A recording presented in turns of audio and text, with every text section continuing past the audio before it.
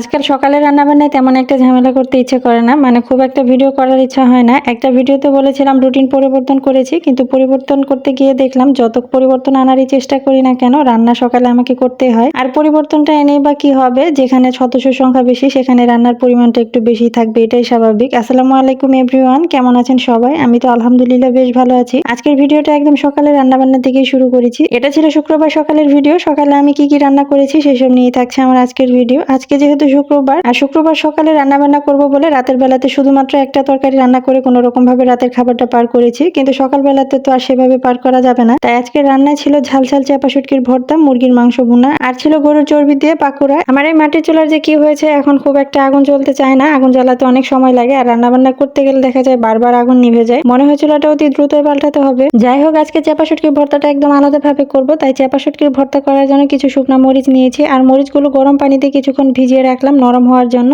আর এদিকে আমি কিছু পেঁয়াজ কেটে নিলাম। প্রথমে মুরগির মাংস বসালাম, পেঁয়াজ কুচি বাদামি হয়ে গেলে সব রকমের মশলা দিয়ে কিছুক্ষণ ভেজে ভালোভাবে কষিয়ে মুরগির মাংস দিয়ে কষাতে দিলাম। আর এই ফাঁকে আমি ভর্তার আয়োজনটা রেডি করে নিলাম। পাটায় বাটাবাটি করবো না, তাই ব্লেন্ডারের মধ্যে কিছু শুকনো মরিচ, পেঁয়াজ, রসুন আর চাপা শুটকি দিয়ে সবকিছু একসাথে ব্লেন্ড করে নিলাম। আর এইদিকে মুরগির মাংস রান্না হয়ে গেছে, সে রান্না শেষে নামিয়ে নিলাম। ভর্তার জন্য পেঁয়াজ, রসুন আর মরিচগুলো একেবারে মিহিদানা না করে একটু আস্তে আস্তে রাখছি, আর এইভাবে ভর্তা করলে একটু বেশি ভালো লাগে খেতে। যাই হোক, কড়াইয়ে তেলের মধ্যে কিছু ফোড়ন দিয়ে ব্লেন্ড করা পেঁয়াজ, রসুন আর চাপা শুটকিটা দিয়ে দিলাম। এরপর পরিমাণ মতো হলুদের গুঁড়ো, জিরা আর ধনিয়ার গুঁড়ো, অল্প একটু মরিচের গুঁড়ো। মরিচ গুঁড়ো না দিলেও চলবে, তবে আমি একটু ঝাল ঝাল ভর্তা করবো তাই একটু দিয়ে দিলাম। পরিমাণ মতো লবণ দিয়ে মিশিয়ে সামান্য পানি দিয়ে ঢাকনা দিয়ে দিলাম। আর এদিকে আমি গরুর চর্বির পাকোড়ার জন্য চর্বিগুলো ছোট করে কেটে ধুয়ে নিয়েছি। সেই সাথে মসুরের ডাল আর কিছু চালের গুঁড়ো ব্লেন্ড করে হলুদ, মরিচ, জিরা, ধনিয়া, গরম মশলা, লবণ, পেঁয়াজ, রসুন, আদা বাটা দিয়ে মাখিয়ে নিলাম। আর এইদিকে চাপা শুটকির ভর্তাটা হয়ে গেছে। ভর্তা ভাজতে ভাজতে কালারও পরিবর্তন হয়ে গেছে, সেই সাথে চারদিকে তেলও ছেড়ে দিছে। শুটকি ভর্তা যত সময় নিয়ে ভাজা হয় ততই ভালো লাগে খেতে। নামানোর কিছুক্ষণ আগে আমি অল্প করে চিনি দিয়েছিলাম, সেটা আর ভিডিও করা হয় নাই। এবারে কড়াইয়ে সামান্য পরিমাণে তেল দিয়ে দিলাম, কারণ চর্বি থেকে এমনিতেই তেল ছেড়ে দিবে। এরপরে একে একে পাকোড়া বানিয়ে নিলাম। গরম গরম গরুর চর্বির পাকোড়া খেতে বেশি মজার লাগে। আপনার কি কখনো এভাবে চর্বি দিয়ে পাকোড়া বানিয়ে খেয়েছেন কিনা কমেন্ট করে জানাবেন। আর আমার রান্নাগুলো কেমন লেগেছে জানাবেন। ভালো লাগলে লাইক, কমেন্ট, শেয়ার করবেন। দেখা হবে পরবর্তী ভিডিওতে। আল্লাহ হাফিজ।